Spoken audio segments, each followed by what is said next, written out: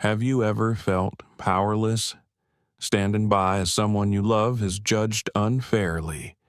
Imagine an 8-year-old girl clutching her piggy bank, entering a bank for the very first time, only to be stared down, whispered about, and reported to the police just because of the color of her skin.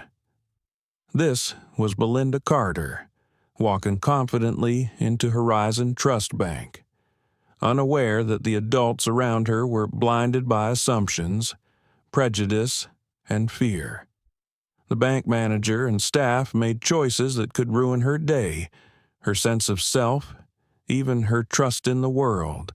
And in that moment, there was only one choice for her: stay silent, or stand her ground with dignity.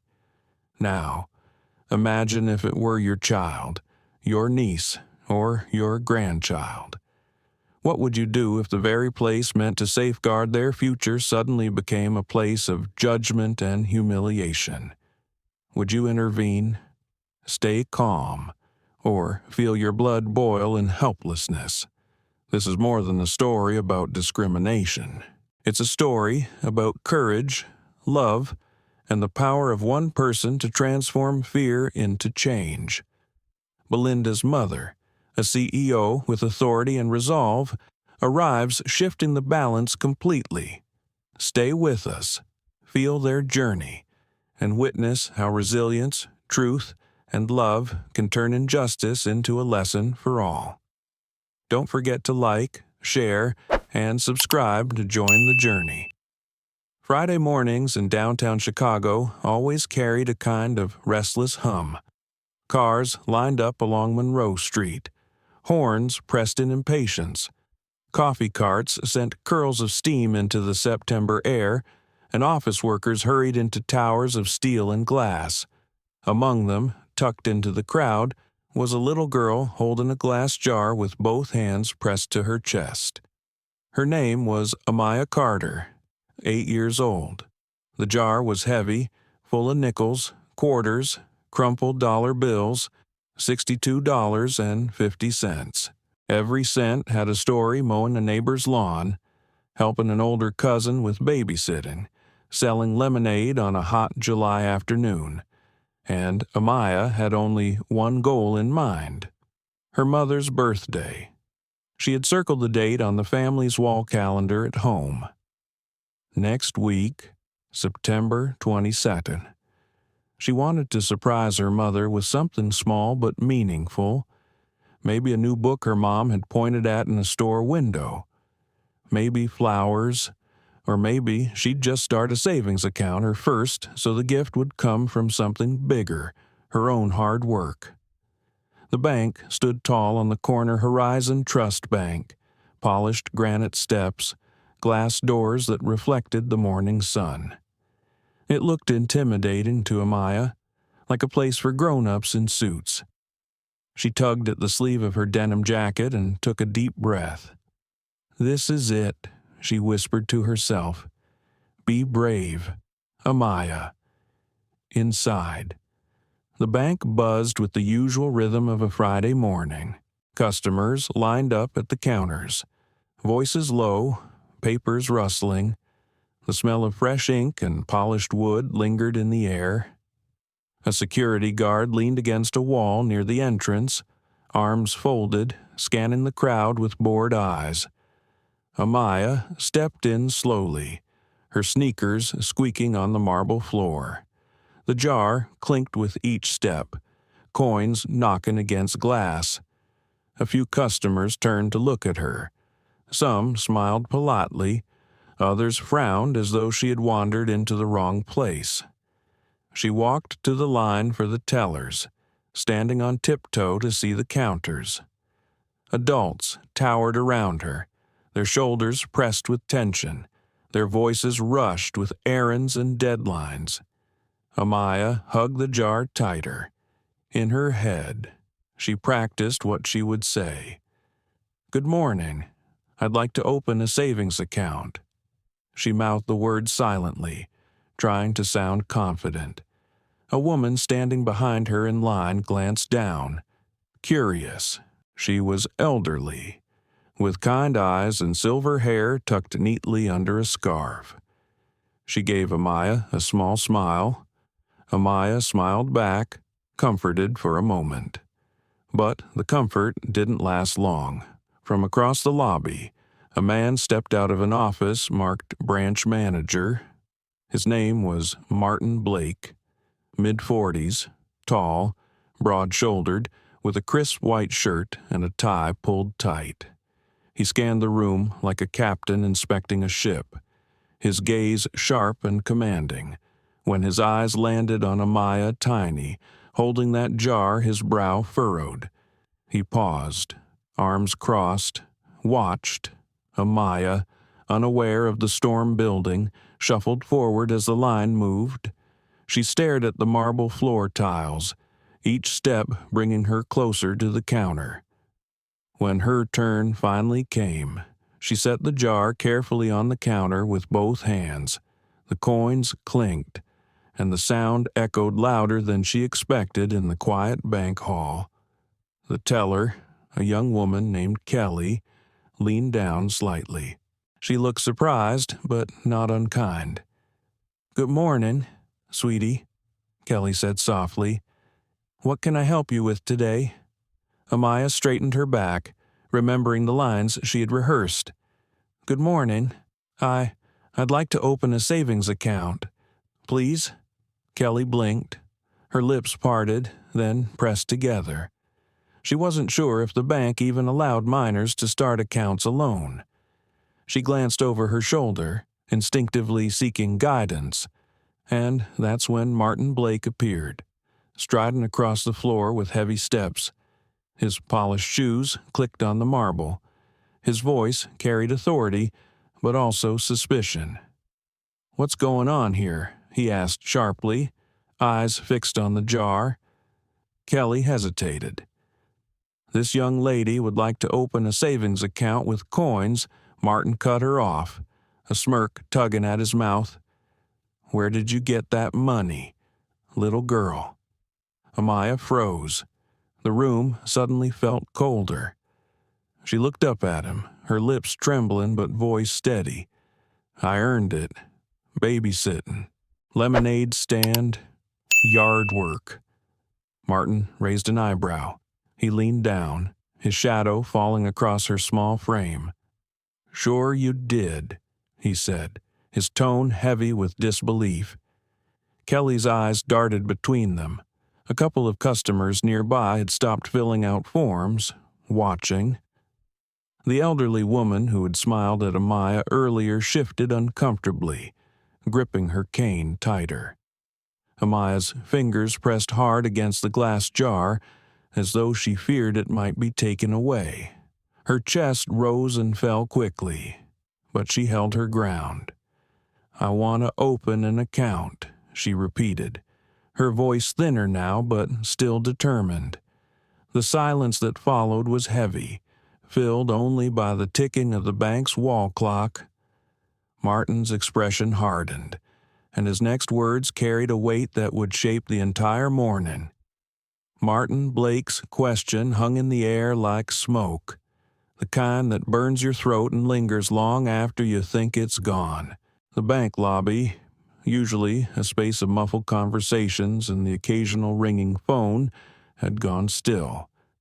A printer clicked in the corner, spitting out forms. The scent of polish and paper drifted through the air, but the attention of nearly every person had shifted toward the small girl at the counter and the tall man looming over her. Amaya Carter clutched her jar tighter. The glass pressed cold against her palms, and the coins inside rattled when she shifted her weight from one sneaker to the other.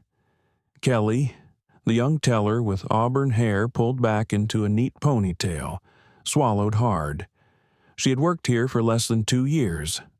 Most of her days were routine deposits, withdrawals, the occasional customer asking about loans, nothing dramatic, nothing like this.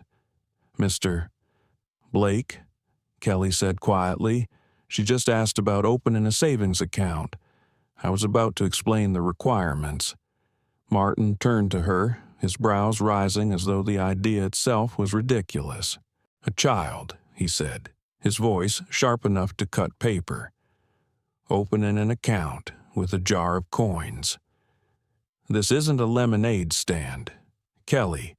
It's a bank." His words landed hard, and Amaya's throat tightened. She wanted to say something, to insist that she wasn't playing, but the way he looked at her like she was trouble, like she didn't belong here, froze her in place. From a few chairs away, the elderly woman, Elena, adjusted her scarf. Her hands trembled slightly as she leaned forward on her cane. She had seen this look before, decades ago, in stores where she wasn't welcome, on buses where she was told to sit in the back. It was a look that said, "You don't belong here, and you never will." Elena's eyes narrowed. She wasn't about to let this play out quietly. Not again. "Excuse me." Elena's voice carried across the lobby, soft but firm. "She's a child, a paying customer, isn't she? Why not explain things instead of humiliating her?" Martin shot her a glance, irritation flashing across his face. "Ma'am, this doesn't concern you," he said curtly, but Elena didn't flinch. "Fairness concerns everyone," she replied. Amaya looked at her gratefully, though she didn't say a word. Meanwhile, another employee had stepped closer to the scene. His name was Brad, one of the assistants, a man who had been with the branch for nearly 10 years. Brad had learned early that siding with Martin was the safest way to keep his job. He crossed his arms and muttered just loud enough for others to hear. "Kid probably found that jar in someone else's garage." Kelly's stomach twisted. She opened her mouth to object, but Martin raised his hand, silencing her. "This has gone far enough," Martin declared. His voice echoed across the lobby. "We can't just let anyone walk in here, claim they want an account, and dump a pile of coins on the counter. We have standards." The security guard by the door shifted. His interest piqued. His name tag read Mike. He had been leaning against the wall, half asleep a few minutes ago. Now he straightened, his eyes darting between Martin, the little girl, and the growing group of customers who had stopped their business to watch. Amaya's lower lip trembled. She felt the sting of tears but fought to keep them from falling. "Be brave, Amaya, be brave," she reminded herself. She drew in a shaky breath. "This is my money. I earned it. Every dollar." The firmness in her small voice startled even Kelly, who leaned forward and whispered, "You don't have to be scared." Martin scoffed. "Scared she's here trying to game the system." His eyes swept over Amaya, cold and calculating. "I'll bet her parents sent her. Another trick to get around ID requirements. We've seen this before." The words cut deeper than Amaya could show. She thought of her mother, Naomi, who always told her to carry herself with dignity, no matter how others treated her. Her mother believed in quiet strength, and now here she was, alone in a bank full of strangers, being treated like a criminal for bringing in her own jar of coins. Elena gripped her cane tighter. "You should be ashamed," she said to Martin, her voice shaking now with anger. "Ashamed. Talking to a child like that." Some customers nodded. Others pulled out their phones, recording discreetly. In today's world, nothing stayed private for long. Kelly lowered her gaze, conflicted. Her mind raced. Should she step in? Should she risk her job to protect this little girl she wanted to? But fear pressed down like a weight. Martin straightened his tie, deciding his next move. "That's enough," he said firmly. "Mike, call the police. We'll let them sort this out." Amaya's breath caught. The words hit her harder than she expected. Police. For her, she had come here with a jar of coins and a dream. Now the manager was treating her like a criminal. Kelly gasped softly, her hand covering her mouth. "Sir, please, she's just a child." Martin ignored her. Brad smirked, leaning back on the counter, clearly entertained by the drama. Elena rose slowly from her chair. Her legs wobbled, but her voice did not.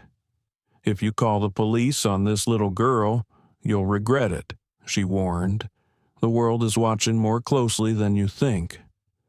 Martin laughed bitterly. "The world. It's a jar of coins and a child who doesn't belong here. The world has bigger things to worry about." But Elena wasn't the only one worried. Several customers whispered to each other, their eyes on Amaya, their phones raised. Amaya hugged the jar to her chest, heart pounding. She whispered softly, "I just wanted to say for Mom's birthday." The sound was barely audible, but Kelly heard it, and something broke inside her. She looked at Martin, then back at the little girl. The thought of her own younger sister flashed through her mind. If her sister had been treated like this, would anyone have spoken up? Her chest tightened. For the first time in her 2 years at Horizon Trust, Kelly realized the silence was no longer an option. The silence in the lobby was pierced by Martin Blake's sharp command. "Mike, call the police. Right now." The words hit the room like a hammer. The steady hum of the bank machines, the soft shuffle of papers, all of it seemed to stop. People froze in their seats. A child clutching a jar of coins was about to be treated as a criminal. Mike, the security guard, hesitated. His hand brushed the radio at his belt, but he didn't lift it. He glanced at the little girl standing at the counter, small shoulders trembling, sneakers barely touching the marble floor. Something about the scene made him uncomfortable. Amaya's voice quivered, but she spoke up. "I didn't do anything wrong." Her words were simple, but they rang out like a plea for justice. The elderly woman, Elena, shifted forward in her chair, her knuckles white on the cane she clutched. Kelly, still behind the counter, shook her head. "Mr. Blake, please. She's just a child. At least let me explain the process." Martin raised his hand. Silence in her. His eyes were cold. "This is not up for debate. We follow protocol." "Protocol," Elena snapped, her voice louder than before. "Since when is protocol humiliating an 8-year-old child?" Brad chuckled, leaning against the counter with folded arms. "Ma'am, maybe you don't understand. We've seen scams like this before. Someone sends in a kid so no one suspects. It's classic." Kelly turned sharply. She came in alone.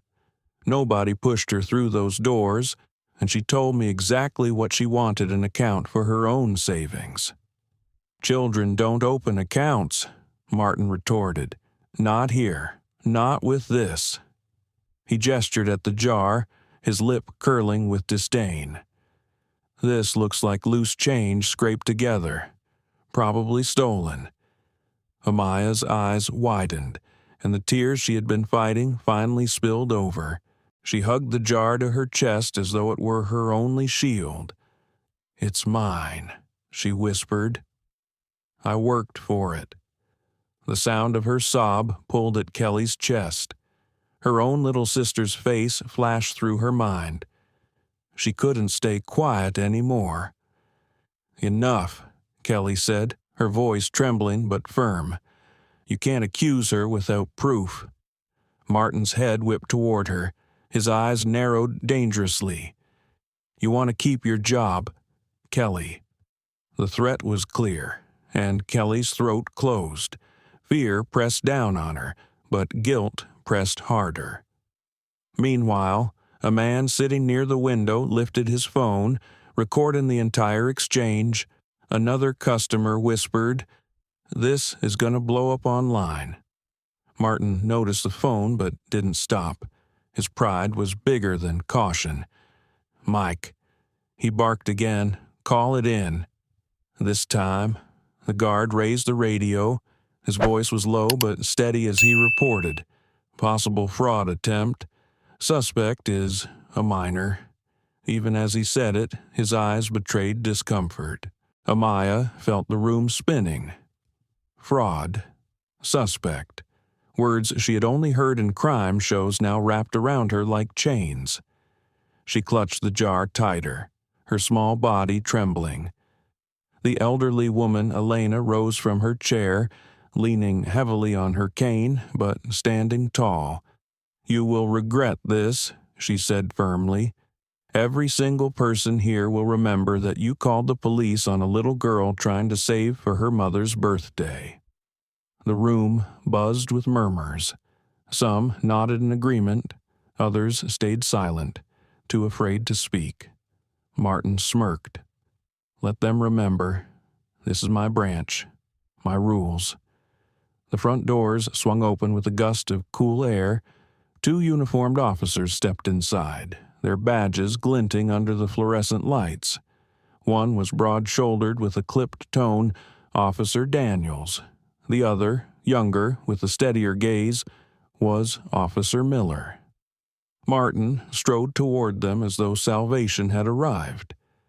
"Officers, thank you for coming so quickly. We have a situation." Daniels's eyes swept the room. "What's the problem?" Martin pointed to the counter. "That girl. She came in with suspicious funds, claiming she wants to open an account. I believe the money is stolen. Could be part of a scam." The officers turned to look at Amaya. She stood frozen, her jar clutched in both arms, tears streaking down her cheeks. Miller's brows drew together. "She's what?" "8. Doesn't matter," Martin insisted. "Fraud is fraud. She needs to be questioned." Daniel stepped closer, his tone firm. "Miss, what's your name?" Amaya sniffled, her voice breaking. Amaya Carter. And this money," Daniels asked, gesturing to the jar. "I earned it," Amaya whispered. "Babysitting, lemonade stand, cleaning yards. It's for my mom's birthday." For the first time, Miller's expression softened. He looked at Martin. "She's 8 years old. Do you really think Martin cut him off?" "Officer, I know what I saw. Children don't come in here with jars of cash unless something's off. It's your job to investigate." Elena stepped forward, her cane tapping the marble. "This is madness. You're about to criminalize a child because you don't like the way she looks." Daniels frowned. "Ma'am, please step back." Kelly couldn't take it anymore. She leaned over the counter, her voice sharp. "She's telling the truth. I spoke to her myself. She was polite, respectful, and clear about what she wanted. There's no crime here." Martin's jaw clenched. "Kelly, one more word and you'll be out that door with her." The tension was suffocating. Amaya's small hands tightened around the jar until her knuckles turned white. She looked from the officers to Martin, then back again. Her voice was barely a whisper. "Can I call my mom?" The request was so quiet, so human, that the room fell still. Daniel shifted. "We'll see about that." But Miller, the younger officer, spoke first. She should call her parent. That's basic. Martin threw up his hands. "Fine. Call her mom. But I promise you, it won't change anything." Amaya wiped her face with the back of her sleeve and slowly reached into her jacket pocket for the small pink phone her mother had given her. Her hands shook as she dialed the number she knew by heart. The phone rang, once, twice, then connected. "Mom," Amaya's voice cracked. "They think I stole the money. They called the police." Every head in the bank turned. Every heart beat faster. Something was about to shift. The moment Amaya's trembling voice said Mom, a ripple of whispers spread across the lobby. Some customers leaned closer, curious. Others shook their heads in disbelief. It was as though the entire bank had been pulled into a stage play no one wanted to watch, yet no one could look away from. Martin Blake folded his arms, his eyes narrowing. He didn't hide his impatience. "Go ahead," he said, his voice dripping with sarcasm. "Call your mom. I'd like to hear what kind of story she tells to excuse this mess." Kelly flinched at his tone. She'd already crossed the line by speaking up earlier, but something in her heart wouldn't let her stay silent. "Mr. Blake, she's a child, a customer. You're humiliating her in front of everyone." Brad chuckled darkly, shaking his head. "If she's old enough to walk in here with money, she's old enough to face questions. Don't baby her." Amaya pressed the pink phone against her ear. Her voice was barely audible, but everyone nearby strained to hear. "Mom, I'm at the bank. They don't believe me. They said I stole the money.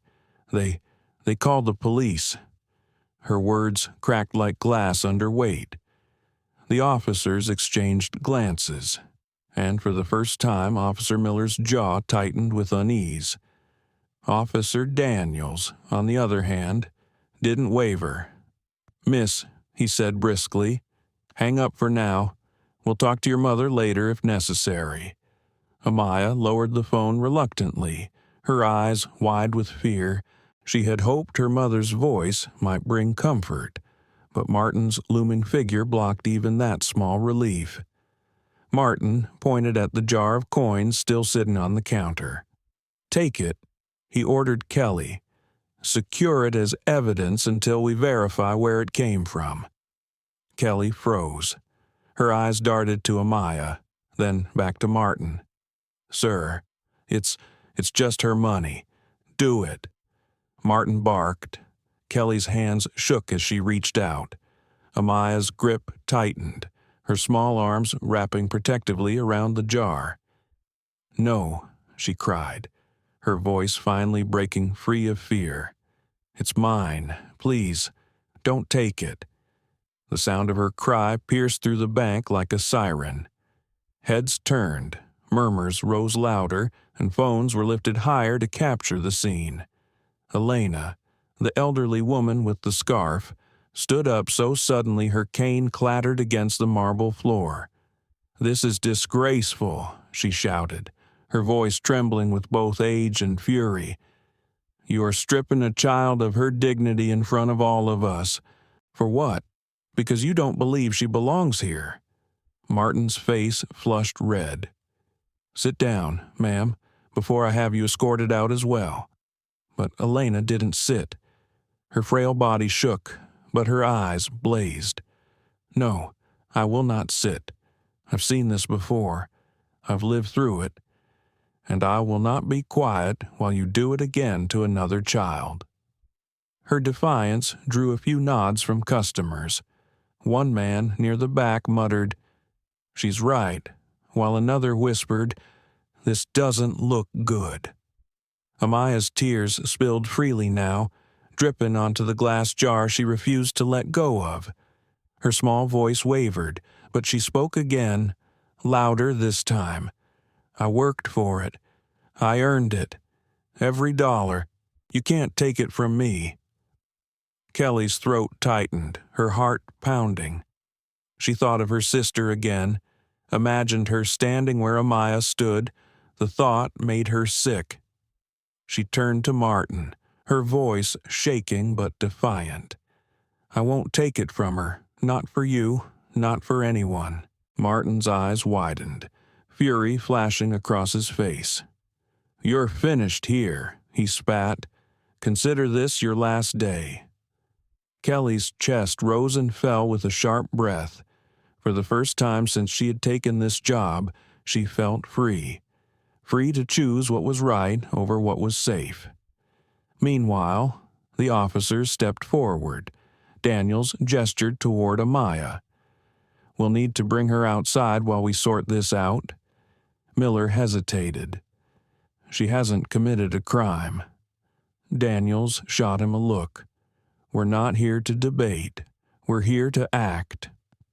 The guard, Mike, shifted uneasily near the door. His hand hovered near his radio, but he didn't move closer. Something in his gut told him this was spiraling into something ugly, something that would stain the bank's name for years. Amaya looked around desperately, her eyes searching for someone, anyone, to help her. She whispered again, as if reminding herself, "Be brave, Amaya." But bravery felt heavy when you were only 8, when 2 officers stood ready to pull you outside, when grown men accused you of theft in front of strangers. One of the customers spoke up, a young man in a hoodie. Phone raised high. "Hey, everyone, I'm live streaming this. An 8-year-old girl tried to open a bank account, and they're calling the cops on her." His words shot like sparks across the lobby. The energy shifted instantly. A dozen more phones came up. Some customers gasped. Others muttered angrily. Elena pressed her lips tight, relief flickering in her eyes. "Good. Let the world see." Martin's face twisted with frustration. "Turn that off." He snapped at the man, but the man didn't move. "Freedom of the press," he said simply. "Public place, and people need to see this." Daniels rubbed his forehead, irritated. Miller's eyes scanned the crowd, realizing just how quickly control was slipping from their hands. Amaya clung tighter to her jar, her small chest heaving. The humiliation was suffocating. Every stranger's stare felt like a weight pressing down on her shoulders. She wished she could disappear, but she couldn't. Not now. Her mind replayed her mother's words from the night before. "Courage doesn't mean you're not afraid. It means you do the right thing even when you are." With shaken hands, Amaya raised her chin. Her voice was soft but steady. "I'm not leaving without my money." The simple declaration sent a hush through the room. Customers exchanged looks. Even Martin paused, caught off guard by the quiet resolve in her tone, but he recovered quickly, sneering. "We'll see about that." He turned back to the officers. "Take her outside." The words landed like a gavel in a courtroom, and though the decision seemed final, an invisible line had been crossed. The room was no longer just a bank lobby. It had become a stage where injustice was being performed in real time, under the bright light of cell phone cameras, in front of witnesses who would not forget. And though Amaya felt small, scared, and humiliated, the world was beginning to turn its gaze toward her. Something was coming, something that would change everything. The lobby of Brookhaven First National had turned into something no one could have predicted when the morning began. What should have been a routine transaction now pulsed with tension so thick it was almost tangible. Amaya stood in the center, clutching her jar of coins like a shield. Her small hands trembled, but her eyes, still wet with tears, refused to drop. Around her, the crowd buzzed with outrage and disbelief, their phones raised like lanterns, recording every second. Martin Blake straightened his tie, his jaw set in grim determination. "Officers," he barked, "please remove her. This has gone far enough." Officer Daniels stepped closer. His boots echoed on the marble floor. He crouched slightly, lowering his gaze to Amaya's level, though his tone carried no gentleness. "Miss, you need to come with us. We'll take you outside until this gets cleared up." Amaya shook her head fiercely. "No, I didn't do anything wrong. This is my money." Her voice cracked, but her conviction carried through the lobby. Elena, the elderly woman, raised her cane in defiance. "She's telling the truth. You can't drag a child out of here like a criminal." Martin shot her a glare. "One more outburst and you'll be escorted out too." But Elena didn't flinch. If anything, her stance only grew bolder. "I buried friends who lived through this kind of humiliation. Don't you dare repeat history in front of us." Kelly, the teller, felt her stomach twist. Every fiber of her being wanted to step between Amaya and the officers, but fear clamped down on her chest. She remembered Martin's words, "You're finished here," and wondered what her next paycheck would look like, or if she'd even have one. Yet, when she glanced back at Amaya's trembling figure, the choice became painfully clear. She moved forward, her voice cracking. "Officers, please, at least check her paperwork. I verified it myself. She has her school ID. She has every right to be here." Brad, the assistant manager, scoffed loudly. "Oh, come on, don't make this into something it isn't. She probably borrowed those papers, maybe stole them. We don't know." Gasps rippled through the customers. Someone muttered, "That's crossing the line." Another whispered, "Unbelievable." Amaya's lip quivered. She wanted to cry again, but instead she hugged the jar tighter. The cool glass pressed into her chest like an anchor. "I saved it all. Birthday money, babysitting for Mrs. Green's twins, even quarters from cleaning cars. Ask her, ask anyone." Her words rang out, raw and pleading. They didn't sound like a thief's excuse. They sounded like the truth of a child desperate to be believed. Officer Miller shifted uncomfortably. His voice was lower, almost hesitant.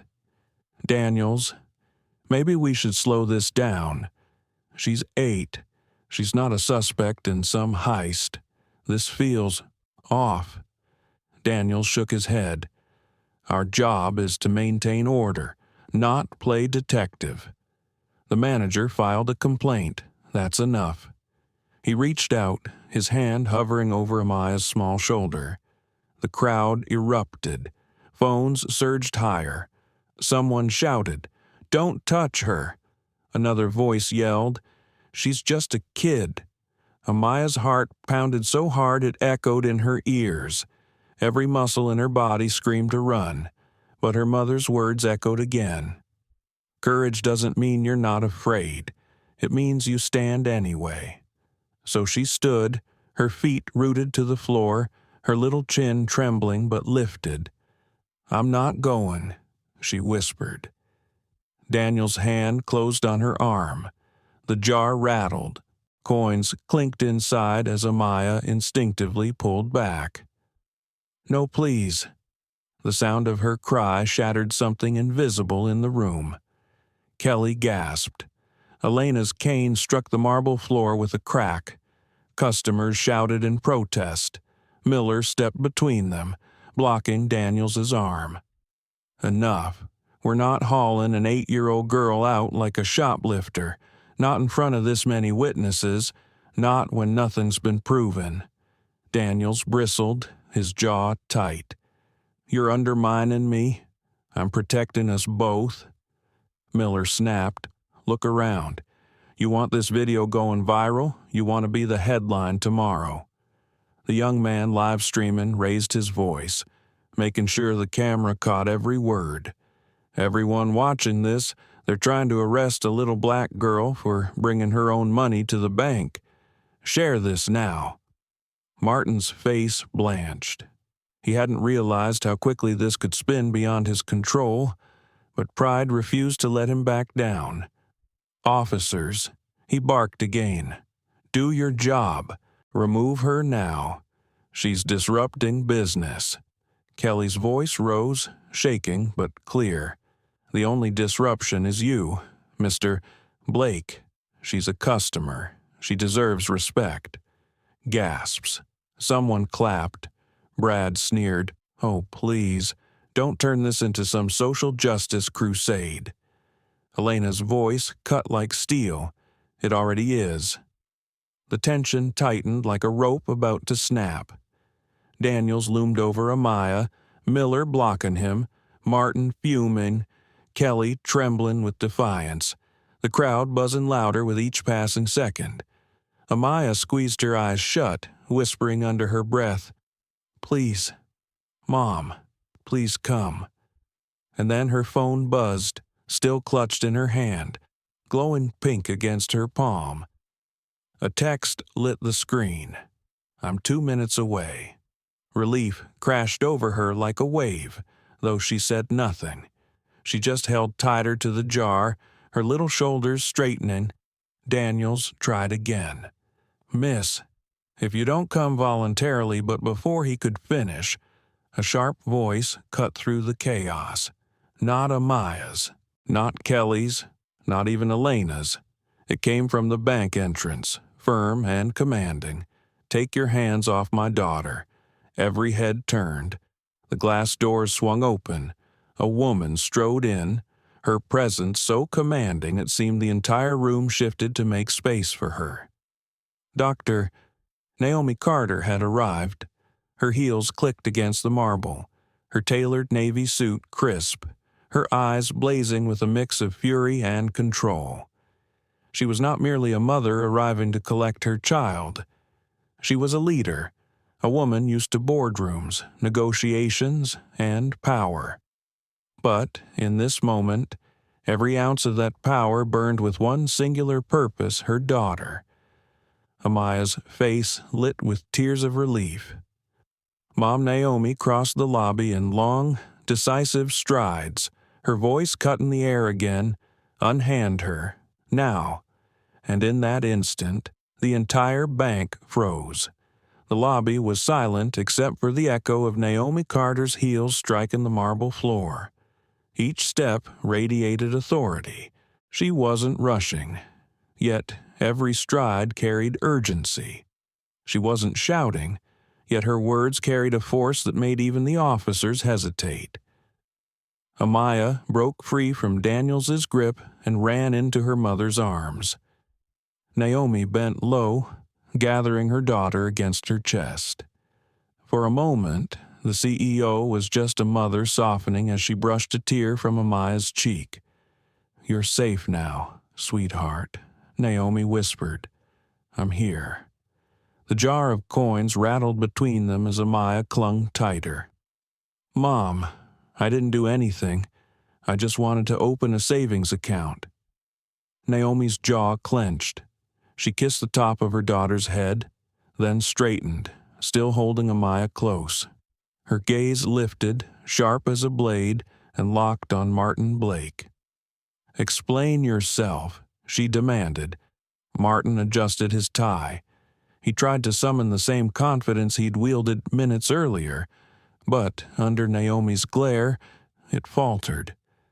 "Ma'am, your daughter came in here with suspicious funds.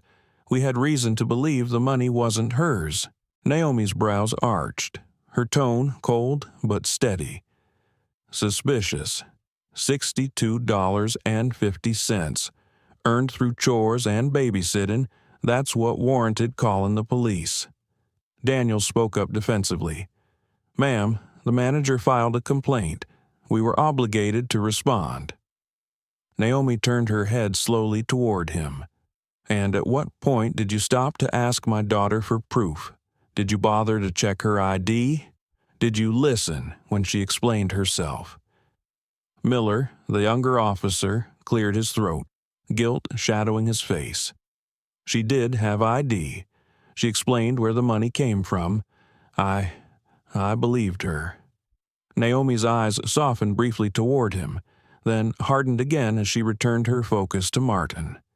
"You humiliated a child. You accused her publicly, and when she defended herself, you escalated instead of correcting your mistake." Murmurs swelled in the crowd. Someone whispered, She's right, another voice added. That poor girl. Phones remained raised, recording every word. Brad, the assistant manager, stepped forward, trying to back Martin. Look, lady, rules are rules. Kids don't walk in with jars of cash unless something's off. We were protecting the bank. Naomi's gaze snapped to him, sharp enough to cut. Protecting the bank or protecting your prejudice? Brad flinched, but tried to mask it with a scoff.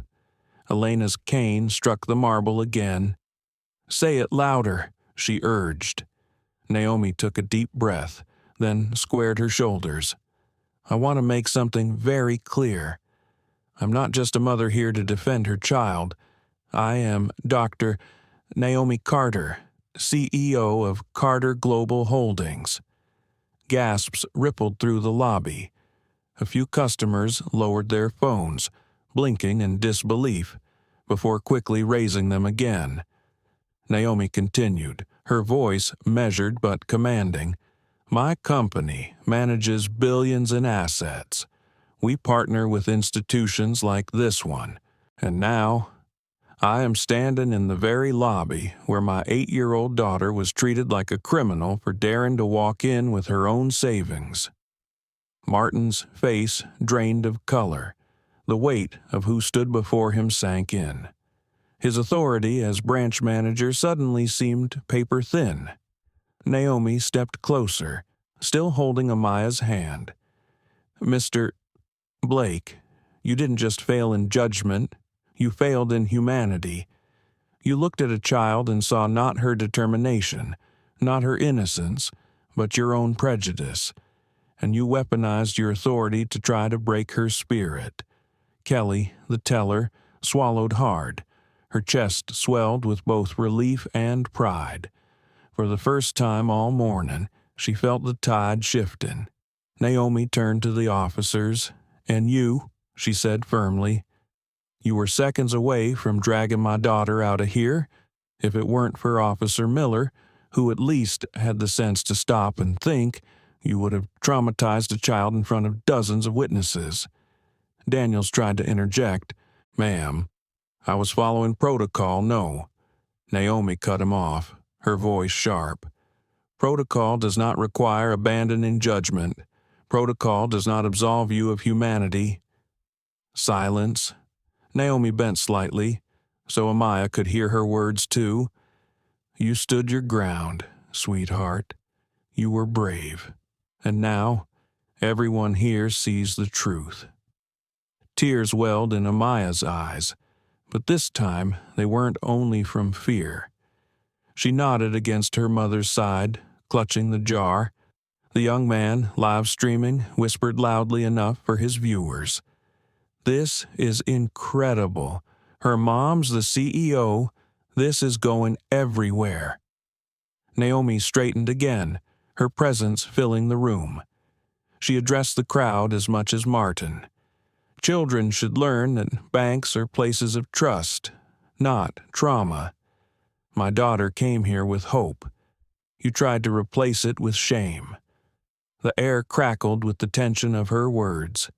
Every person in that lobby knew they were witnessing something larger than a personal confrontation. Martin stammered. His earlier bravado shattered. Dr. Carter, I didn't know. Naomi's tone was ice. You didn't need to know. Respect isn't contingent on titles. Dignity isn't conditional. My daughter deserved both the moment she walked through those doors, Brad muttered. This is being blown out of proportion. Naomi's eyes flashed. Say that again. To my face, to hers. Brad's mouth snapped shut. Kelly finally spoke, her voice trembling but steady. Dr. Carter, I tried to help. I checked Amaya's ID. I knew she was telling the truth, but I was scared of losing my job. Naomi's gaze softened toward her. And yet you spoke up. That matters. Courage isn't the absence of fear, it's acting despite it. Remember that.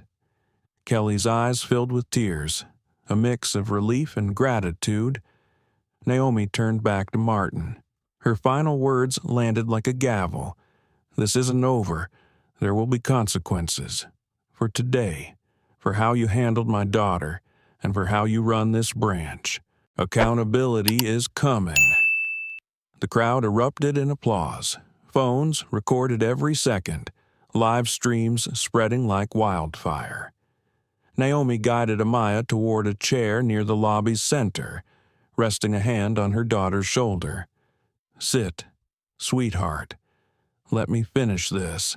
And with that, she faced the manager, the officers, and the watching world ready to deliver the justice her daughter deserved. The bank was no longer just a building. It had become a courtroom, and Naomi Carter was both witness and judge. The bank lobby still hummed with the echo of Naomi's words. Martin Blake stood stiff, his lips pressed into a thin line, sweat beginning to gather along his temple. He knew the crowd had turned against him. But worse than that, the woman standing before him wasn't just a furious mother. She was someone whose influence stretched far beyond these walls. Naomi didn't raise her voice, but she didn't need to. Authority rolled off her in steady waves. She turned slightly, ensuring her words were not just for Martin, but for every witness, every phone camera, every officer. "My daughter walked in here with hope," Naomi began. "She left school this morning believing this was a place where hard work is honored, where saving is celebrated. Instead, she was met with suspicion, with humiliation, with threats. And when she stood her ground, instead of being heard, she was nearly dragged out in handcuffs." Her voice broke just slightly, not with weakness, but with the weight of her daughter's pain. She steadied herself and continued. "This isn't just about a child and a jar of coins. This is about the culture you've allowed to grow inside this branch. A culture that sees innocence as guilt, that sees black skin as cause for alarm, that sees a child as a threat." The crowd erupted in quiet affirmations. "Amen. That's right." Phones remained raised, their red recording lights blinking. Martin shifted uncomfortably. "Dr. Carter, if you'll allow me, perhaps we can step into my office and discuss—" "No." Naomi cut him off, her tone final. "This will not be swept into the shadows of your office. This conversation belongs right here, in the light, where every witness can hear."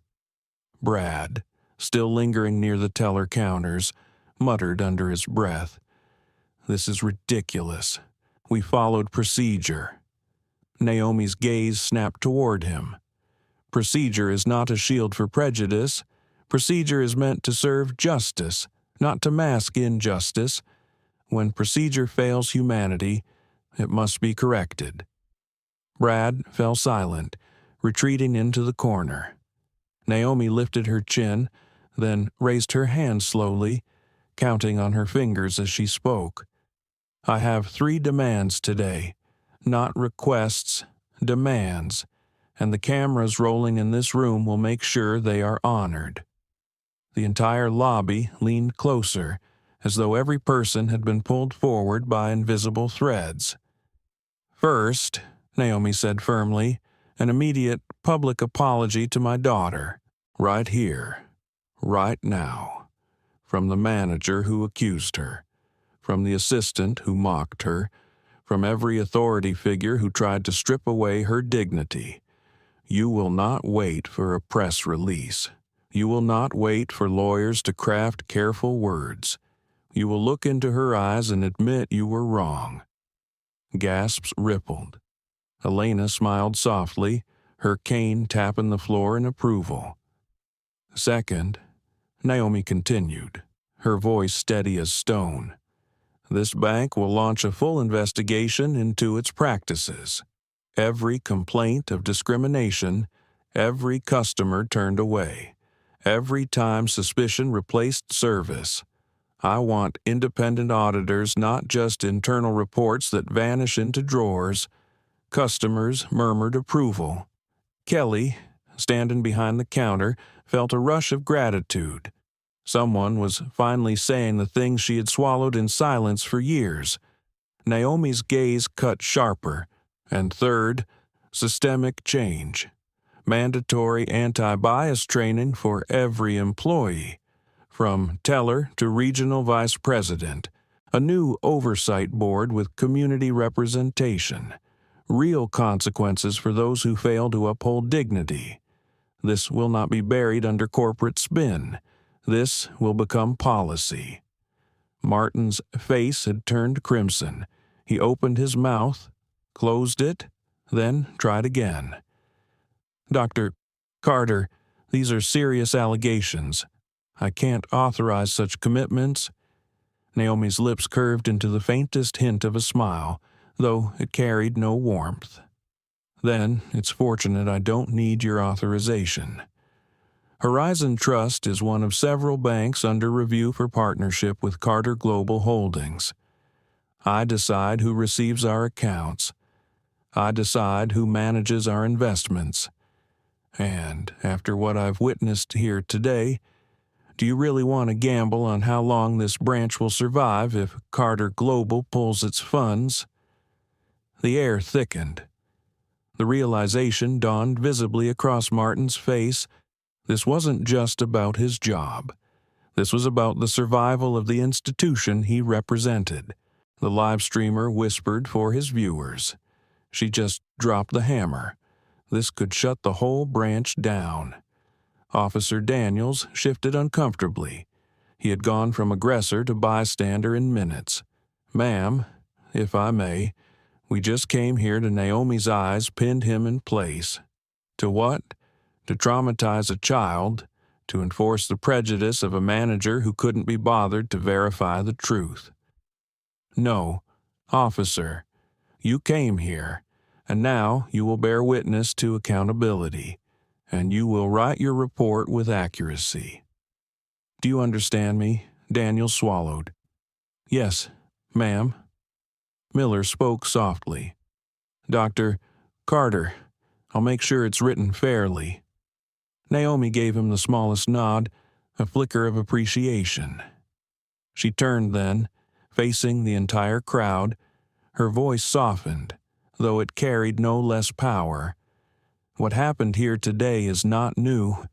Too many children have walked into rooms where they should have found welcome, and instead they found suspicion. Too many families have been forced to explain dignity when it should never have been questioned. My daughter's tears will not be for nothing, not today. Amaya, still clutching her jar, looked up at her mother for the first time since she entered the bank. Her small chest loosened.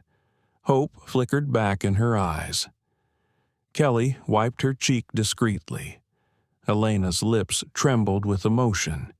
Even strangers in line felt the sting of memory, recalling times when they or someone they loved had been dismissed, diminished, doubted. Naomi extended her hand gently, inviting Amaya to step forward. Sweetheart, do you want to say anything? The little girl hesitated, then nodded. She turned toward Martin, her voice small but clear. I just wanted to save money for my mom's birthday.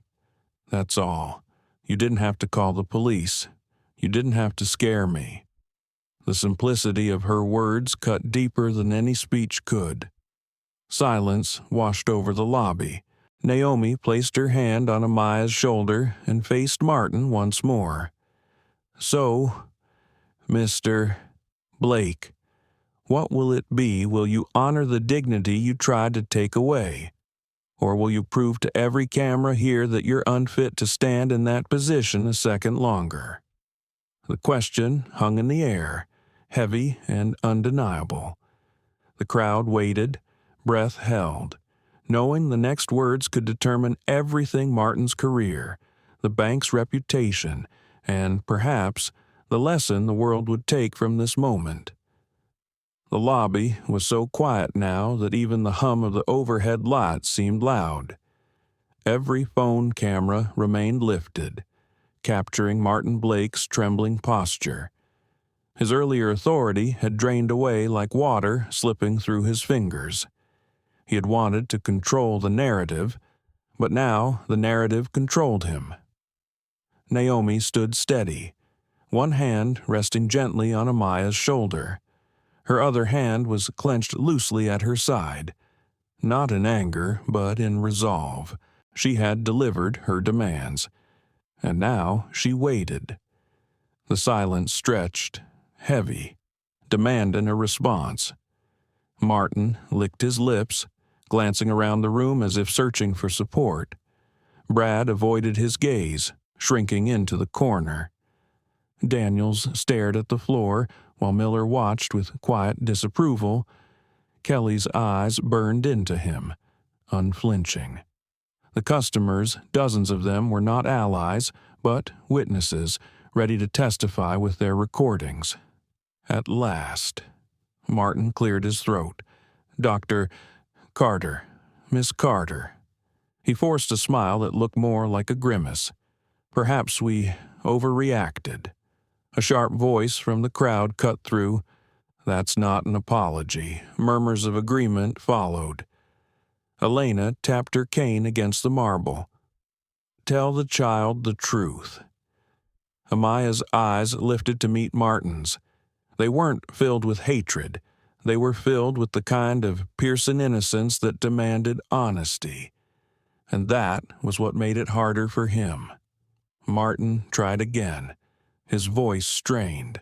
Amaya, I'm sorry if my actions upset you. Naomi's head tilted, her tone sharpened, slicing through the half measure. Not if. They did upset her. They humiliated her. Don't dilute responsibility with if. Kelly stepped forward slightly, emboldened. She deserves a real apology. Nothing less. The crowd clapped softly in agreement. Phones zoomed closer. Martin's shoulders sagged. For the first time, the mask of his authority cracked. He exhaled, then forced himself to look at Amaya. Amaya, I'm sorry. I shouldn't have doubted you. I shouldn't have treated you like you didn't belong here. The words hung awkwardly, stiff but undeniable. Amaya blinked, clutching her jar tighter. You scared me, she said simply. Martin swallowed. I know, and I regret that. It wasn't eloquent, it wasn't heroic, but it was admission. Naomi studied him for a moment, then gave a single nod. That's the first step. But words alone don't erase harm. Accountability will follow. Her gaze swept to Brad. And do you have something to say? Brad shifted uncomfortably, his smirk gone. He muttered, I was just doing my job. Naomi's eyes flashed. No, you were enjoying your power at the expense of an 8-year-old. You mocked her. You implied she was a thief. Do better. The crowd hissed, unimpressed with his cowardice. Elena shook her head. Pitiful. Naomi turned back toward the officers. Officer Daniels, do you understand the gravity of what nearly occurred here? That you almost dragged a child out in handcuffs based on an unverified complaint. Daniels stiffened, defensive instincts rising. I was following the manager's request. Naomi cut him off. And you had a choice. You always have a choice. Next time, choose better. Daniels looked away, shame settling into his posture. Miller, standing nearby, spoke softly but firmly. She's right. We have discretion. We need to use it.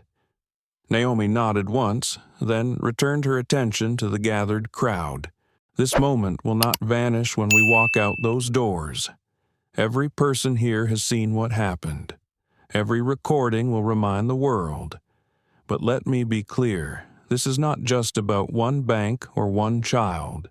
This is about what we allow to happen when dignity is dismissed, and I will not allow it to be dismissed again." The live streamer whispered for his audience. "This is history happening. She's rewriting the script in real time." Martin shifted again, his voice smaller now. "Dr. Carter, please, can we handle this privately?" Before this escalates further, Naomi stepped closer, her eyes unyielding. "It has already escalated. You chose that when you called the police on a child instead of offering her respect. Privacy is no longer an option. Accountability lives in the open." The crowd erupted in applause. Kelly wiped her eyes, her chest taut with a mix of pride and relief. For years, she had swallowed her discomfort working under Martin and Brad, afraid to speak. Now, someone stood tall in her place. Naomi's voice softened slightly as she addressed her daughter. "Amaya, sweetheart, would you like to keep your money here? Or would you prefer we take it somewhere else?" Amaya bit her lip, thinking hard. She glanced at the teller's counter, then back at Martin. Finally, she whispered, "I don't feel safe here." Her words pierced deeper than any corporate penalty could. Naomi nodded gently. "Then we'll take it elsewhere. Somewhere that honors you." Kelly's throat tightened. She blurted out before she could stop herself. "Dr. Carter, if you give me the chance, I promise I'll make sure she's treated right." Naomi's gaze softened, seeing the sincerity in Kelly's eyes. "It's not about one good teller. It's about an institution. But your courage today won't be forgotten." Kelly flushed, tears brimming. Naomi straightened again, her hand resting protectively on Amaya's shoulder. "This isn't the end. I will be in contact with Horizon Trust leadership. This branch will answer for what happened here today, and I will ensure no other child walks into a bank and leaves with trauma instead of hope." The customers erupted in cheers, some clapping, others calling out, "Yes, and that's right." Martin's face was pale now, the weight of the public disgrace pressing down on him. For the first time, he realized his position might not survive the week. Naomi leaned closer, her words quiet but pointed. "You thought my daughter was small enough to silence. Instead, she became the voice of something much bigger. Remember that." Amaya squeezed her mother's hand, a spark of pride glowing through her shaken expression. The bank lobby, once a place of suspicion and intimidation, now felt transformed. It wasn't just a financial institution anymore, it was a stage where dignity had been defended, where truth had been spoken, and where a little girl's courage had been honored. And yet, Naomi knew this was only the beginning. She looked once more at the cameras, her gaze steady. "Keep recording. The world deserves to see this. The world deserves to learn. And the world was already watching." When Naomi and Amaya finally stepped out of the bank, the Chicago afternoon sun seemed brighter than usual, almost harsh after the suffocating tension of the lobby. A crowd had gathered on the sidewalk, passers-by drawn in by the live streams and hurried whispers. Phones were raised in every direction, people craning their necks to catch a glimpse of the little girl clutching her jar and the tall, commanding woman at her side. "Is that her, the CEO?" someone whispered. "Yeah, that's Naomi Carter, and that's her daughter." Naomi didn't linger.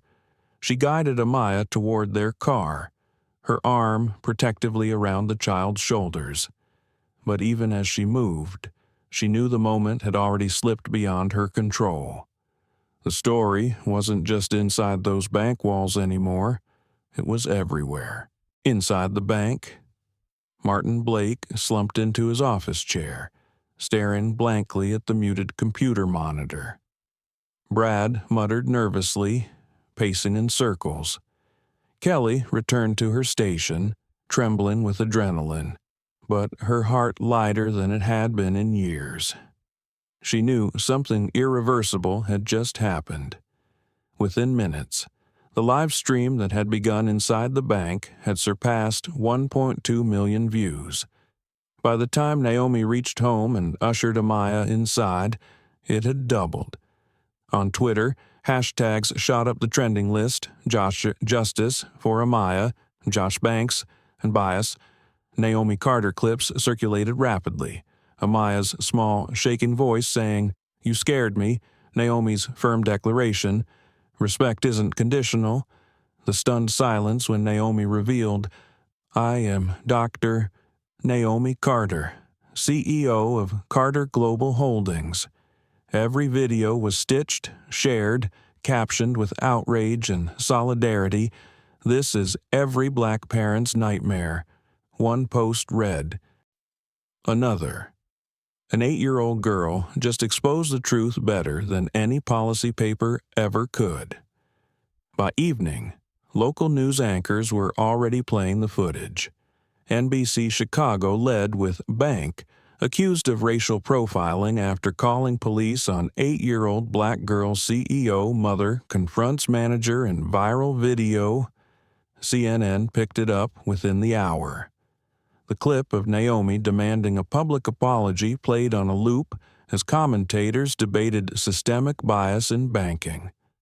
Amaya sat curled on the couch at home, her jar now resting safely on the coffee table.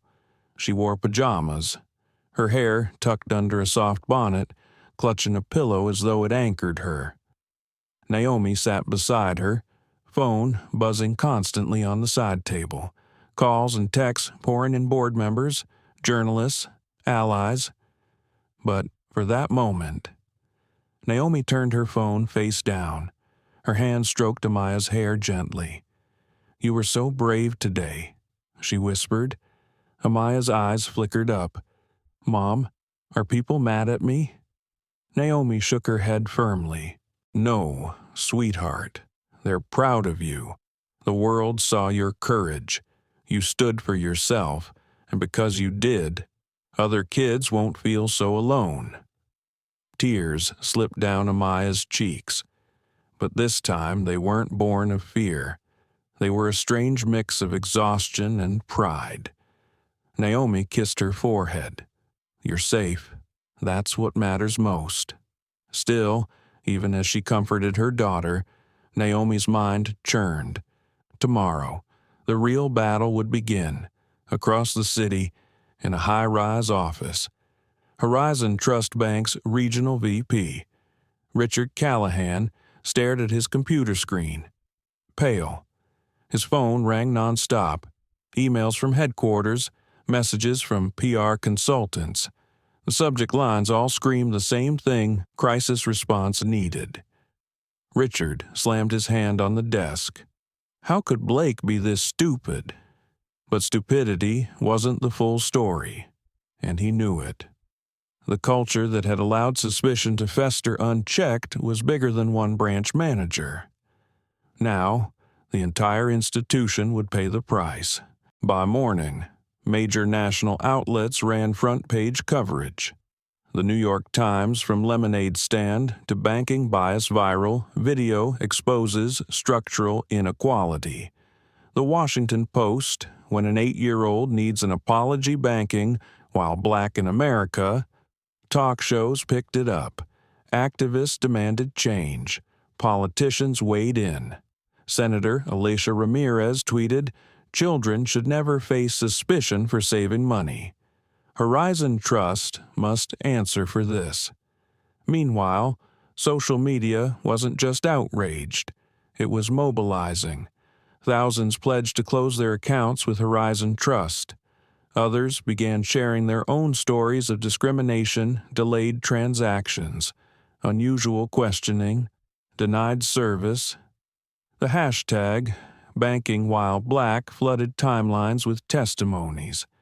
Kelly watched it all unfold from her small apartment. She scrolled through Twitter, her chest tightening as she read story after story. For the first time, she felt less alone in the unease she had carried for years. She whispered to herself. She gave us all permission to speak. Elena's granddaughter, who had filmed her grandmother standing up for Amaya, posted the clip online. It went viral too, an elderly woman declaring, "Don't you dare repeat history in front of us." Young viewers commented, "This is the kind of elder I want to be." Officer Miller sat at his kitchen table, coffee growing cold, staring at his badge. His wife scrolled through the news on her phone. "You did the right thing, standing in front of that kid," she said softly. He nodded, but unease gnawed at him. Daniels hadn't taken it well. There would be fallout inside the department, inside the Carter home. Naomi finally picked up her phone again. She called her chief of staff, Maya Reynolds. "Maya," Naomi said quietly, careful not to wake Amaya, who had fallen asleep beside her. "We need a press conference tomorrow. Early. This isn't just about my daughter. It's about every child who has been made to feel small. We can't let Horizon Trust spin this into a misunderstanding. This is systemic." Maya's voice crackled through the speaker. "Already on it. The media will be there. Civil rights groups, too. You'll have the platform." Naomi closed her eyes for a moment, fatigue seeping into her bones, but determination burned brighter still. This was no longer only about defending her daughter. It was about leveraging the moment to create lasting change. As dawn broke over Chicago the next day, the story had already reached international headlines. BBC, Al Jazeera, and Reuters ran segments. Naomi's name trended globally, and in the quiet of their home, Amaya stirred awake, blinking sleepily. "Mom, yes, sweetheart, do I still get to open a savings account?"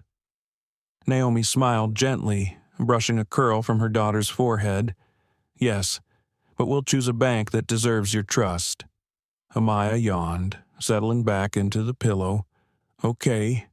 Naomi kissed her forehead again. She whispered more to herself than to Amaya, "And we'll make sure every bank learns what trust really means." The battle lines were drawn. Horizon Trust could no longer hide behind silence. The world was watching, and Naomi Carter was ready. The morning sun glinted off the glass facade of the downtown Chicago Convention Center. Cameras, microphones, and reporters packed the hall, a wave of anticipation humming in the air. Social media feeds had been buzzing overnight, and journalists had arrived from every major network: NBC, CNN, ABC, CBS, even international outlets ready to capture every word. Naomi Carter stood behind the podium, Amaya holding her hand at her side. She wore a charcoal gray suit, tailored sharply to her frame, hair neatly coiled, eyes steady. The elegance of her presence commanded attention. Yet it was the calm authority in her voice that immediately silenced the murmurs of the crowd. "Good morning," Naomi began, her voice soft but firm, carrying through the room. "My name is Naomi Carter, CEO of Carter Global Holdings. And this is my daughter, Amaya." She gestured gently to the child, who waved shyly at the sea of cameras. The audience quieted completely. Every flashbulb and lens focused on them. Yesterday, my daughter went to a local Horizon Trust Bank branch to make a deposit into her savings account, a legitimate account that she has held for 2 years. She was 8 years old. Naomi paused, letting the number sink in. She was called a liar, accused of having stolen money, and subjected to humiliation, intimidation, and racial profiling. by the very people whose job it is to protect and serve customers. There was a collective intake of breath from the crowd. Naomi's gaze swept slowly across the room, locking briefly with every camera. I'm not here to discuss opinions. I'm here to present facts, security footage, eyewitness accounts, and my daughter's own statements confirm what occurred.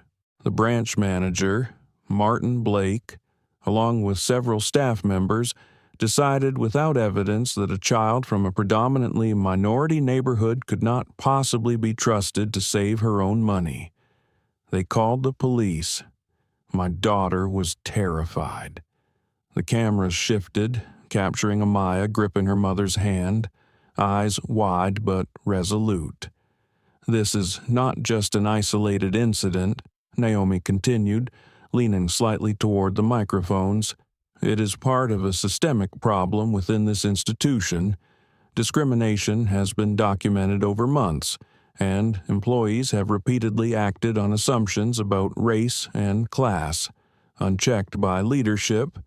Yesterday was the tipping point. Reporters scribbled furiously. Tweets began to appear live. CEO confronts bank racism with her daughter. Justice for Amaya. Naomi took a slow breath. Accountability is required. Today, I demand that Horizon Trust Bank implements comprehensive bias training, creates an independent oversight committee, and ensures all employees understand the rights of customers, regardless of age, race, or socioeconomic background. Actions must follow words, or the story will not end quietly. A reporter raised her hand. Dr. Carter, what immediate action are you seeking against the individuals involved? Naomi's eyes flashed, controlled fury beneath her calm exterior. The manager and employees directly responsible for harassing my daughter have already been identified. Appropriate disciplinary measures must follow, up to and including termination. And the bank must publicly acknowledge its failings. Transparency is non-negotiable. Another journalist spoke. Do you believe this will lead to broader changes in banking policies nationwide? Naomi nodded, her voice gaining strength. It must. Every child, every parent deserves dignity. No institution should allow prejudice to govern access to financial services. My goal is not just justice for Amaya, it is structural reform. She paused, letting her words resonate. The weight of her calm authority, coupled with the innocence of her daughter standing beside her, created a moment the crowd would remember. Amaya's small hand squeezed Naomi's. One reporter ventured Amaya. Do you feel scared? Amaya lifted her head, her voice soft but clear. I was scared yesterday, but today I feel brave because my mommy is with me, and I know we are helping other kids too. The room erupted in quiet applause. Camera flashes went wild. Social media exploded. The video clip of that statement alone began circulating instantly, amassing hundreds of thousands of views within minutes. Naomi continued, shifting slightly to face the wider audience. I am establishing the Belinda Amaya Scholarship Fund, she announced. It will provide financial education, mentoring, and college scholarships to children from underserved communities.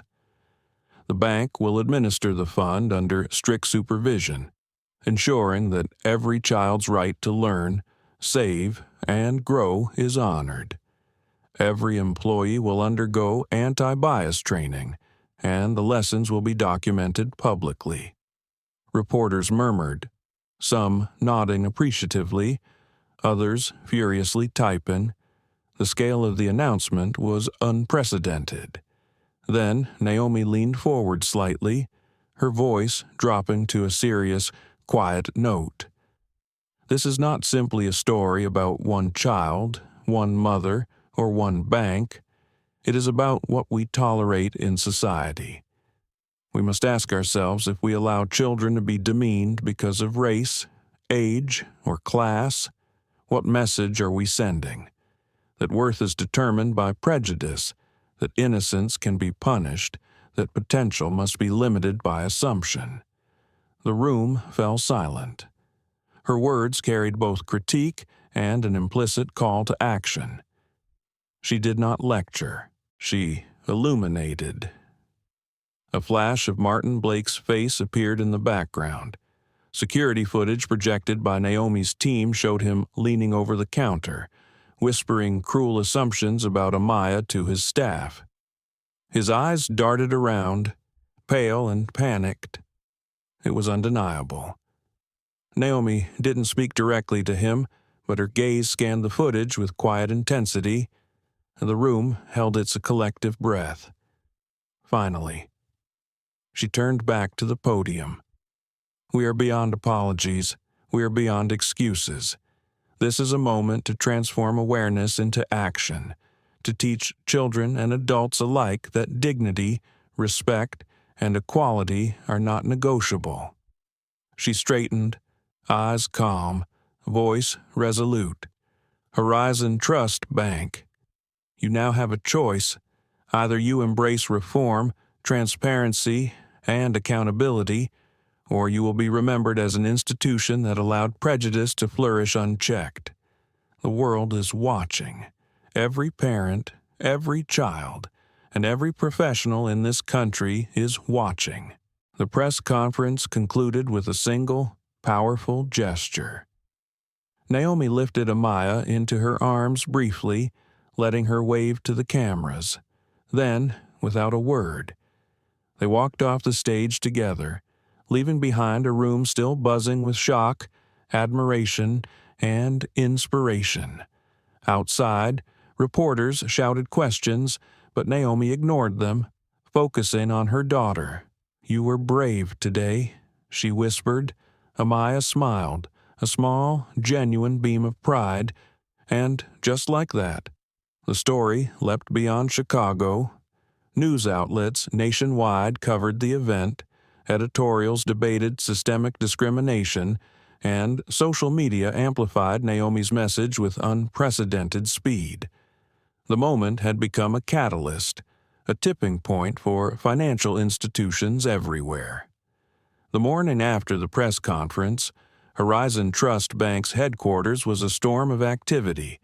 Emails, internal memos, and conference calls cascaded into every corner of the corporate structure. The entire executive team had been summoned to the main boardroom, where Naomi Carter's team had requested an urgent meeting. Naomi entered the glass-walled room with Amaya holding her hand, exuding calm authority. Chairs scraped, executives straightened, and even seasoned managers felt an uneasy tension. Richard Callahan, the regional VP, looked pale and restless, while Martin Blake sat stiffly, shoulders slumped. Naomi addressed the room. "We are not here to negotiate feelings or debate intent. We are here to discuss actions, accountability, and systems. This is about structural change and restoring public trust." She motioned to a screen behind her, showing the previous day's footage. Paused at the moment when Amaya explained her saving strategy to the staff. Every whispered judgment, every cruel glance, every condescending comment was on display. Silence filled the room. "Let's begin with immediate personnel decisions," Naomi continued, her tone measured but unyielding. "Martin Blake, Brad Thompson, and Susan Clark. You will no longer serve in any customer-facing roles. Effective immediately. Security personnel, Mike Rodriguez, will be reassigned, pending retraining and anti-bias protocols." Blake tried to interrupt, his voice shaky. "I was just following protocol." Naomi raised a hand, cutting him off gently but firmly. "Your understanding of protocol is precisely what allowed systemic discrimination to occur. Intent does not absolve impact. The precedent set here must be clear racial bias. Intimidation and harassment will have consequences, regardless of rank or tenure. Kelly Chen, the teller who had tried to defend Amaya during the incident, shifted nervously. Naomi acknowledged her with a small nod. Kelly, your actions were correct, and your moral courage will be recognized. You will oversee the implementation of a comprehensive staff training program, including mentorship for new hires to cultivate empathy, fairness, and vigilance against bias. A murmur of relief passed through the room. Kelly straightened, absorbing the weight of both responsibility and validation. Naomi continued, shift in focus to systemic reforms. We will implement 3 levels of structural change immediately: mandatory anti-bias education for all employees, the creation of an independent oversight committee, and a public reporting mechanism that allows customers to share experiences anonymously. She clicked a remote, bringing up slides detailing the first initiative: mandatory anti-bias training. Every employee, from the tellers to the executives, will complete a 40-hour training program developed with civil rights partners. This will include historical context, customer interaction simulations, and real-life scenario analysis. Completion will be tracked, and certificates will be public. Next, she introduced the Independent Oversight Committee, a board separate from bank management, composed of community leaders, civil rights advocates, and former banking professionals. Their role: audit every customer-facing decision process, review complaints, and ensure compliance with fair treatment policies. Finally, the public reporting mechanism. Naomi demonstrated a user-friendly portal on screen. This system allows customers to submit reports directly to the Oversight Committee. Submissions are reviewed weekly, with anonymized quarterly summaries published online. Accountability is not internal alone. It will be visible to the public. A VP finally spoke, his voice hesitant. Dr. Carter, these measures are comprehensive, but will staff resist? Naomi met his gaze. Resistance is inevitable, but what we tolerate determines our culture. Culture is not maintained by silence or denial. It is enforced by accountability, empathy, and consistency. She paused, letting her words settle. Then she turned to Amaya, who had been quietly observing. Sweetheart, do you remember when you practiced counting your savings for your birthday gift? Amaya nodded, her small hands gripping Naomi's. Every deposit mattered to you because each penny was earned honestly. That honesty, that diligence, deserves respect. No child should ever be treated as suspicious for the same reason. What we do next ensures that your courage and your honesty is honored by every employee here. A hush fell over the room, the executives realizing that this was not a symbolic gesture but a concrete mission, reinforced by Naomi's presence and unwavering authority. Throughout the week, Naomi oversaw the rollout personally. Staff gathered in training rooms, interacting with facilitators and participating in discussions that challenged ingrained assumptions. For many, it was uncomfortable. For some, it was transformative. Kelly guided groups of new hires through empathy exercises, role-playing customer interactions, emphasizing listening, patience, and awareness of unconscious biases. Meanwhile, the Oversight Committee began their audits, reviewing months of transaction histories, complaint logs, and video footage. They found repeated instances where assumptions had overridden judgment, particularly with minority customers and young clients.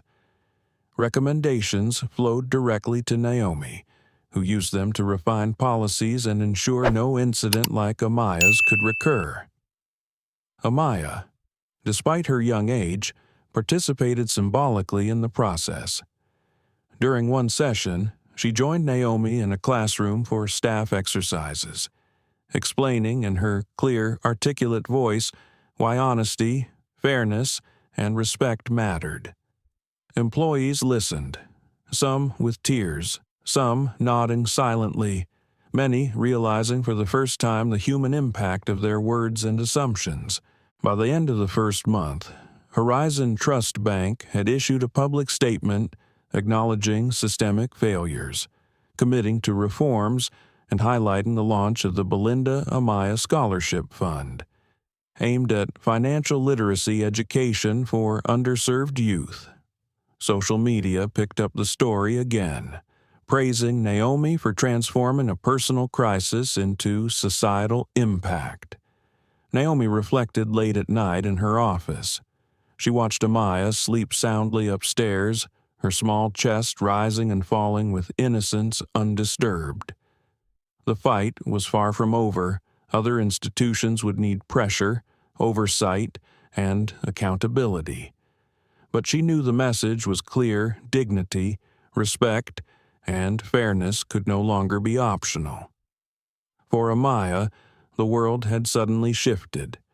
Where yesterday fear had reigned, today confidence and hope began to take root. She had learned that standing up, even as a child, could provoke meaningful change. And for Naomi, every policy, every training session, every public acknowledgement was a step toward ensuring that no child would face discrimination alone.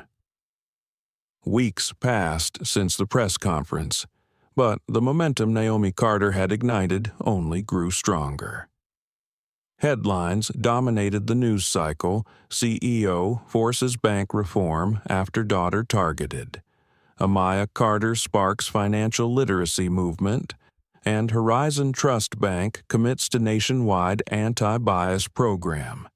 Social media was flooded with personal stories, as parents shared experiences of discrimination and praised Naomi's approach for transforming trauma into systemic change. Inside Horizon Trust Bank, the effects were palpable. Training sessions were in full swing, and employees began to speak openly about implicit biases they had never acknowledged.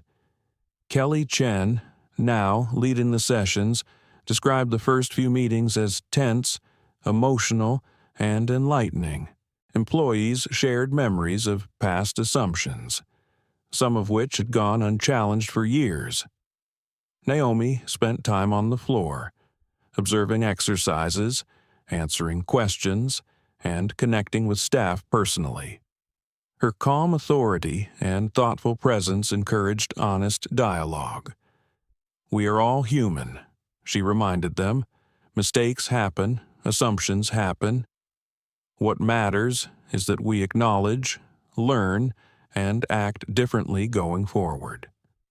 Amaya accompanied her mother on several occasions, offering her perspective as a child who had experienced discrimination firsthand.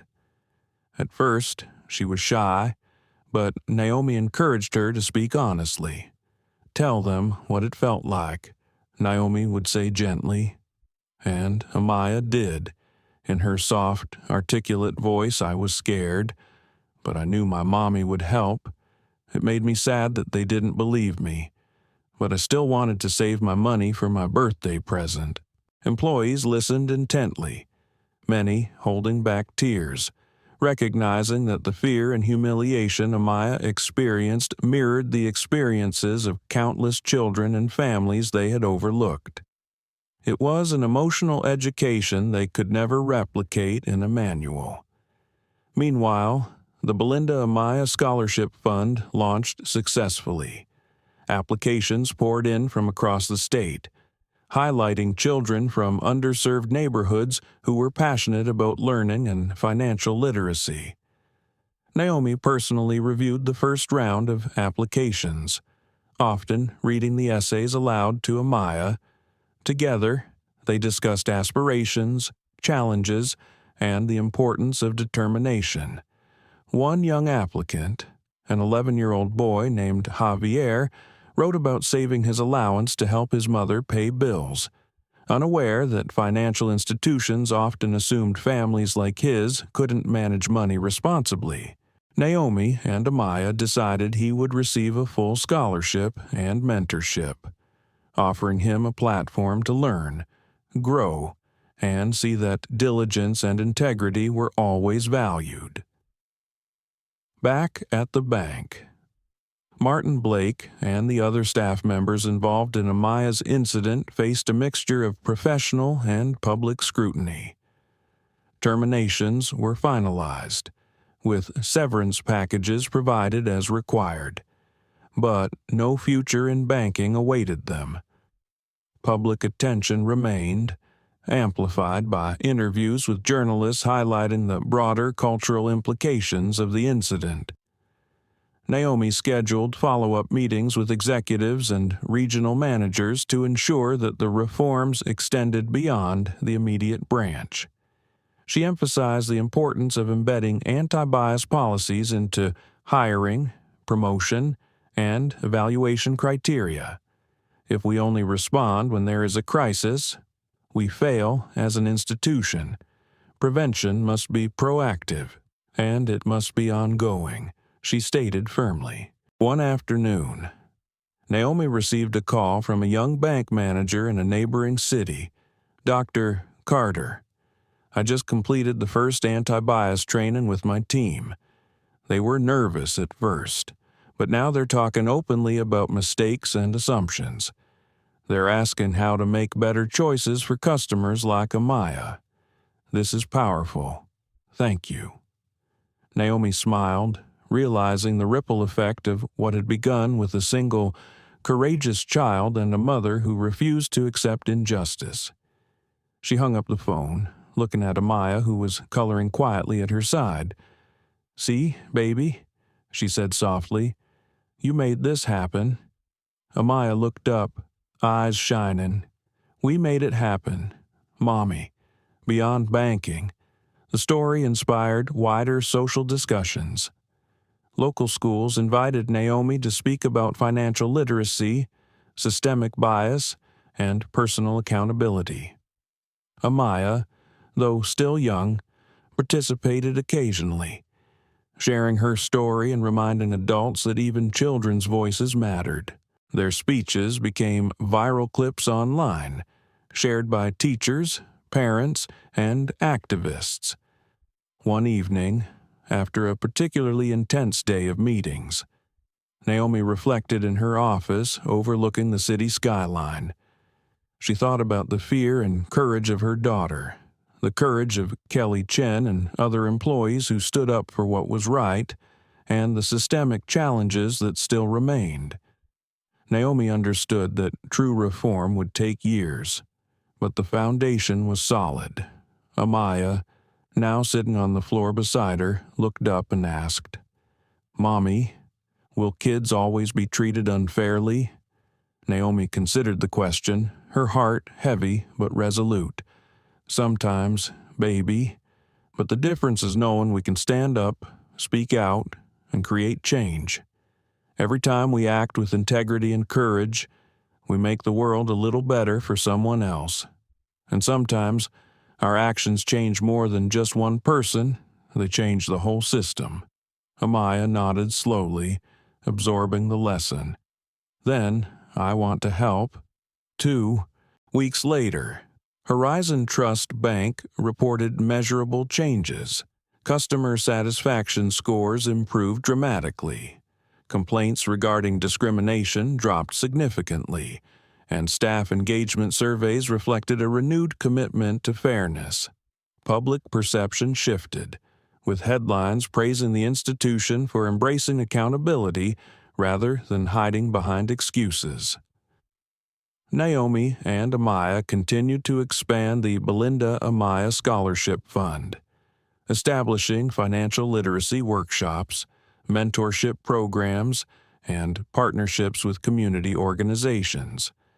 They emphasized teaching children not only how to manage money, but how to advocate for themselves, navigate systems fairly, and stand up against prejudice when necessary. Through it all, Amaya grew in confidence, understanding her own agency and the impact of dignity and courage. She had faced discrimination, fear, and humiliation, yet emerged not embittered, but empowered. Her resilience became a symbol not only for her generation, but for adults who recognize the importance of creating equitable environments. On the day of the first Fund Award ceremony, Naomi and Amaya entered a hall filled with smiling children, parents, educators, and community leaders. Applause erupted as they were introduced, a culmination of months of effort, advocacy, and unyielding belief in justice. Naomi leaned down to Amaya, whispering, "This is why we fight, for every child who deserves to be seen, heard, and respected." Amaya squeezed her mother's hand and smiled. "I see it, Mommy. I really see it." The story of Amaya Carter and Naomi Carter would resonate far beyond Chicago. It reminded everyone who heard it that even in moments of fear and vulnerability, courage and integrity could create real, lasting change. That day, the city witnessed not only the resolution of a personal injustice but the birth of a movement toward dignity, accountability, and hope for every child who might one day walk into a bank, a school, or any institution, expecting only respect.